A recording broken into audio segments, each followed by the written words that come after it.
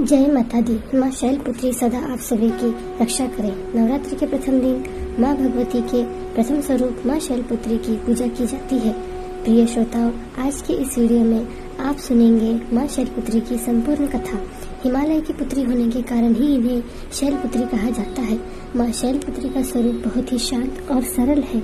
माँ शैलपुत्री के एक हाथ में त्रिशूल है और दूसरे हाथ में कमल का पुष्प शोभायमान है। नंदी बैल पर सवार माँ शैलपुत्री को वृष और उमा के नाम से भी जाना जाता है। माँ शैलपुत्री के विषय में जानने से पहले उनके पुनर्जन्म की कथा सुनना अत्यंत आवश्यक है। दक्ष प्रजापति ब्रह्मा जी के मानस पुत्र थे और उनकी कई पुत्रियां थी। सभी पुत्रियां गुणवती थी, लेकिन दक्ष प्रजापति के मन में संतोष नहीं था। वे चाहते थे कि उनके घर में एक ऐसी पुत्री का जन्म हो जो सर्वगुण शक्ति संपन्न हो, सर्व विजयी हो। तब प्रजापति दक्ष की एक ऐसी ही पुत्री के लिए कठिन तप करने लगे। तप करते करते बहुत दिन बीत गए। तब भगवती आद्या ने प्रकट होकर कहा, हे राजन, तुम्हारे तप से मैं प्रसन्न हूँ। स्वयं पुत्री रूप में तुम्हारे यहाँ जन्म लूंगी। मेरा नाम उस समय सती होगा। मैं सती के रूप में जन्म लेकर अपनी लीलाओं का विस्तार करूंगी। और इस प्रकार भगवती आद्या ने सती रूप में दक्ष प्रजापति के यहाँ जन्म लिया। देवी सती प्रजापति दक्ष की सभी पुत्रियों में अलौकिक थी। उन्होंने बचपन में ही कई ऐसे अलौकिक कृत्य कर दिखाए थे जिन्हें देखकर स्वयं दक्ष प्रजापति को भी विस्मय की लहरों में डूब जाना पड़ता था। जब सती विवाह की योग्य हो गई तो दक्ष को उनके लिए वर ढूंढने की चिंता हुई। उन्होंने श्री ब्रह्मा जी से परामर्श किया। ब्रह्मा जी ने कहा, देवी सती आद्या का अवतार है और आद्या आदि शक्ति है और शिव आदि पुरुष है, इसलिए सती के विवाह के लिए शिव ही योग्य और उचित वर है।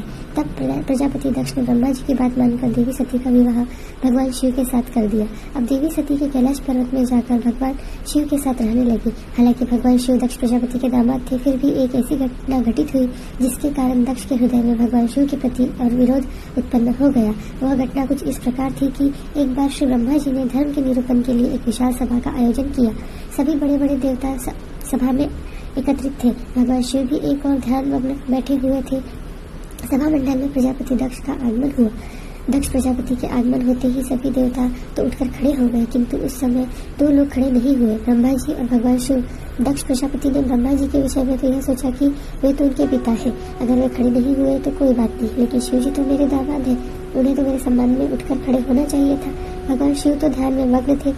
उन्होंने इस और ध्यान ही नहीं दिया कि सभा में कौन आया है, और न ही उन्होंने उठकर अपने ससुर को प्रणाम किया।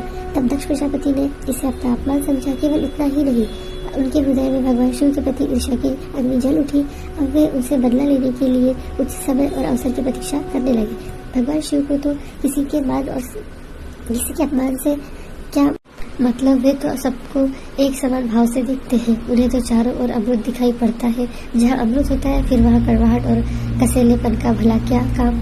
भगवान शिव कैलाश पर्वत में रात दिन राम राम कहा करते थे। एक दिन देवी सती के मन में जिज्ञासा उत्पन्न हुई। उन्होंने अवसर आकर भगवान शिव से एक प्रश्न किया कि हे प्रभु, आप हर समय राम राम क्यों कहते रहते हैं?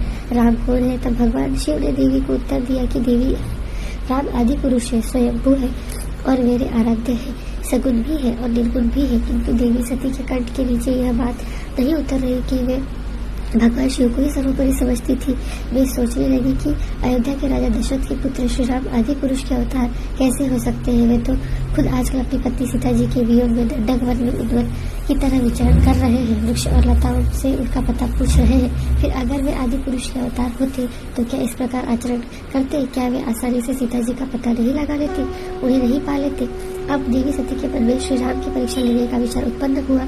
अब देवी को सीता जी का रूप धारण करके दंडक वन में जा पहुंची और श्री राम जी के सामने प्रकट हो गई। भगवान श्री राम ने सती को देवी सीता के रूप में देखा तो कहने लगे, माते, आप अकेले यहाँ वन में कहाँ घूम रही है? भोलेनाथ कहाँ है? भोलेनाथ तो नजर ही नहीं आ रहे। श्री राम के ऐसा पूछने पर अब तो देवी सती से कोई उत्तर भी देते नहीं बना। वे तुरंत ही अदृश्य हो गई और मन ही मन पश्चाताप करने लगी कि उन्होंने तो व्यर्थ ही श्री राम पर असंदेह किया। देवी सती तो अपना रूप बदलकर श्री राम के पास गई थी, फिर भी श्री राम ने उन्हें पहचान लिया। अब यह सोचकर देवी सती वापस कैलाश पर्वत पर गई। वे भगवान को इस विषय में कुछ भी बता कर नहीं गई थी। जब भगवान शिव ने उन्हें कैलाश पर्वत पर वापस आते देखा तो कहने लगे, सती, आपने सीता जी के रूप में श्री राम की परीक्षा लेकर बिल्कुल अच्छा नहीं किया। सीता जी मेरे आराध्या है, अब तुम मेरी अर्धांगिनी कैसे रह सकती हो?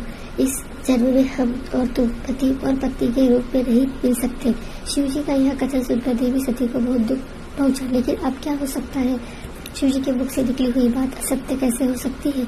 इसके बाद शिव जी समाधि में लीन हो गए और देवी सती दुख और पश्चात की लहरों में डूबने लगी।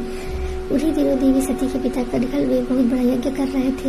उन्होंने उस यज्ञ में सभी देवी देवताओं और मुनियों को आमंत्रित किया था, किंतु शिव जी को निमंत्रण नहीं भेजा, क्योंकि उनके मन में शिव जी के प्रति ईर्ष्या थी।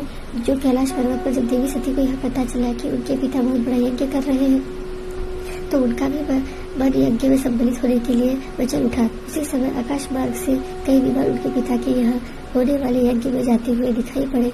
देवी सती ने उन विमानों को देखकर भगवान शिव से पूछा कि प्रभु, यह सभी विमान किसके और कहाँ जा रहे हैं? तब भगवान शंकर ने उन्हें बताया कि आपके पिता के ने एक यज्ञ की रचना की है और देवांगना इन विमानों में बैठकर उसी यज्ञ में सम्मिलित होने जा रहे हैं। तब देवी सती ने प्रश्न किया कि प्रभु, क्या मेरे पिता ने आपको यज्ञ में सम्मिलित होने के लिए निमंत्रण नहीं भेजा? भगवान शिव ने उत्तर दिया कि आपके पिता मुझसे वैर रखते हैं, फिर वे भला मुझे क्यों बुलाने लगे? देवी सती मन ही में सोचने लगी। फिर बोली, हे नाथ, यज्ञ के अवसर पर मेरी बहनें भी जरूर आएगी। उनसे मिले हुए मुझे बहुत दिन हो गए हैं।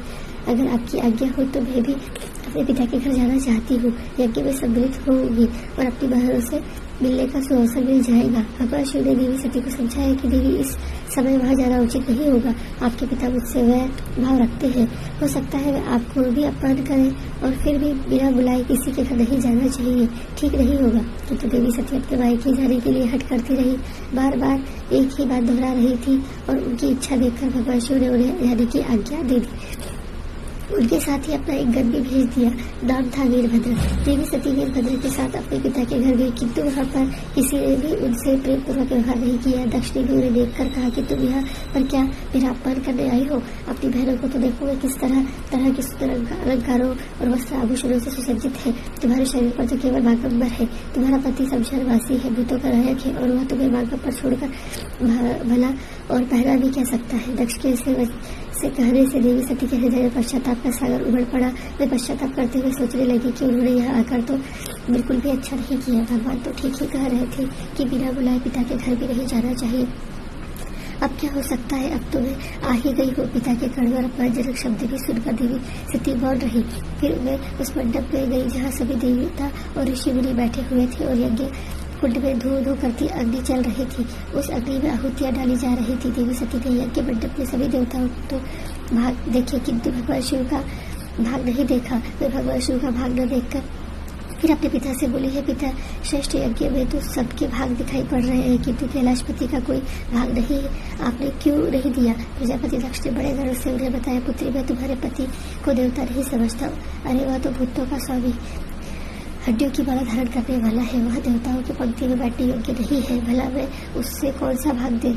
यह सुनते ही देवी सती के नेत्र को क्रोध से लाल हो गए। उनकी भौहें टेढ़ी हो गई। उनका मुखमंडल प्रलय के सूर्य की तरह दबक उठा। उन्होंने पीड़ा और अपमान से तिल मिलाते हुए कहा, मैं इन शब्दों को कैसे सुन रही हूँ? मुझे धिक्कार है। देवताओं, तुम्हें भी धिक्कार है। तुम भी उन कैलाशपति के लिए इन शब्दों को भला कैसे सुन सकते हो, जो मंगल के प्रतीक है, जो शर्माते हुए संपूर्ण सृष्टि को नष्ट करने की शक्ति रखते हैं, मेरे स्वामी है। नारी के लिए उसका पति ही स्वर्ग होता है। जो नारी अपने पति के अपमानजनक शब्दों को सुनती है, उसे नरक में जाना पड़ता है। पृथ्वी सुनो, आकाश सुनो, देवताओं सुनो, तुम भी सुनो। मेरे पिता ने मेरे स्वामी का अपमान किया है। अब एक क्षण भी मैं जीवित नहीं रहना चाहती। देवी सती अपने निर्वचनों को समाप्त करते हुए देखते ही देखते यज्ञ के कुंड में कूद पड़ी। जलती हुई आहुतियों के साथ उनका शरीर भी जलने लगा। यज्ञ मंडप में खलबली हो गई, हाहाकार मच गया। देवता उठकर खड़े हो गए। वीरभद्र यह सब देखकर क्रोध से कांप उठे और वे उछल उछल कर यज्ञ का विध्वंस करने लगे। यज्ञ मंडप में भगदड़ मच गई। देवता और ऋषि मुनि भाग खड़े हुए। वीरभद्र ने देखते ही देखते प्रजापति दक्ष का मस्तक काट कर फेंक दिया और यह समाचार कैलाश पर्वत पर विराजमान भगवान शिव को भी पता चला। सुनते ही प्रचंड आंधी की तरह कनखल जा पहुंचे। देवी सती के जले हुए शरीर को देखकर भगवान शिव अपने आप को भी भूल गए और देवी सती के प्रेम और उनकी भक्ति ने भगवान के मन में व्याकुल कर दिया। शंकर जी के मन को व्याकुल कर दिया था, जिन्होंने काम पर भी विजय पाई थी, जो सारी सृष्टि को नष्ट करने की क्षमता रखते थे। वे देवी सती के प्रेम में खो गए, बेसुध हो गए। फिर भगवान शिव ने उन्मत्त की तरह देवी सती के जले हुए शरीर कंधे पर रख दिया और वे सभी दिशाओं में भ्रमण करने लगे। भगवान शिव और देवी सती के इस अलौकिक प्रेम को देखकर पृथ्वी रुक गई, हवा रुक गई, जल का प्रवाह ठहर गया। यहाँ तक कि देवतागण भी अपनी अपनी सांसें थामकर भयानक और दारुण दृश्य को देखने लगे। सृष्टि व्याकुल हो गई। सृष्टि के सभी प्राणी त्राहि माम करने लगे। भयानक संकट उपस्थित देखकर सृष्टि के पालक भगवान श्री हरि विष्णु आगे बढ़ेंगे। भगवान शिव की बेसुधी में अपने चक्र से देवी सती के एक एक अंग को काट काट कर गिराने लगे।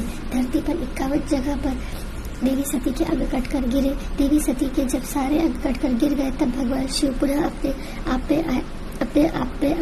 जब वे अपने आप पे आए तो पूरा सृष्टि के सारे कार्य चलने लगे। धरती पर जिन 51 स्थानों पर देवी सती